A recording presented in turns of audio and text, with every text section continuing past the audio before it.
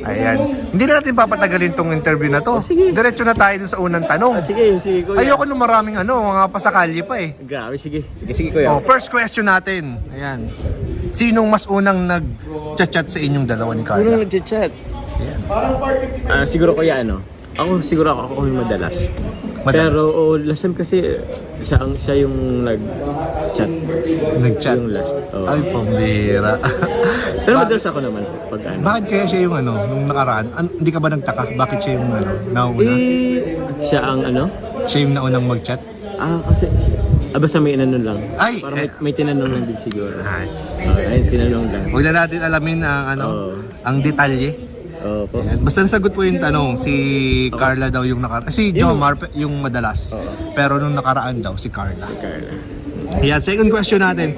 Kung magde-date kayo ni Carla, saan mo siya dadalhin? Date.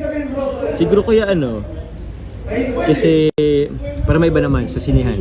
Sinihan. Oo. Ayan, kung manonood pala kayo ng sinihan, anong klaseng movie yung gusto mong mapanood kasama si Carla? Siguro lang, mga Filipino movie. Siguro yung tulad ng Unhappy for You. Yun Ay, ba oo, yun? Unhappy for You, yung kaila Joshua. Oo, Josh Lia. Ang ganda nga nun eh.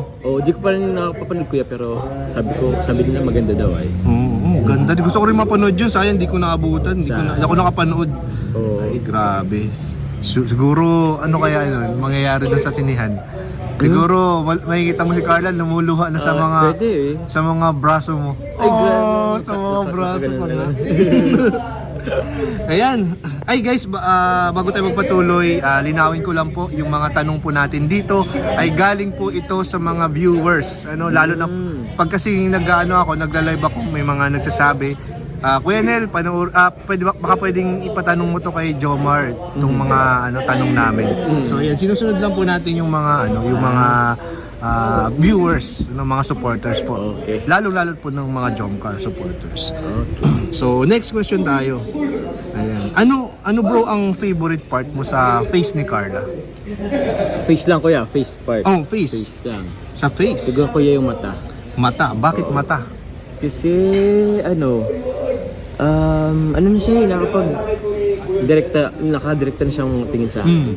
Oo, dati kasi parang hiyang-hiya talaga siya, di ba? Na tumingin sa iyo, hindi siya makatitig sa mata mo, pero ngayon parang ikaw na yung Ako na rin minsan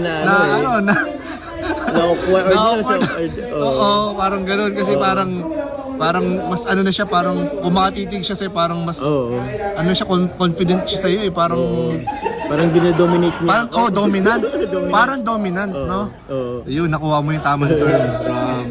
Grabe. naman. So ayan po, ang favorite part po ni Jomar sa part ng face ni Carla ay yung mata.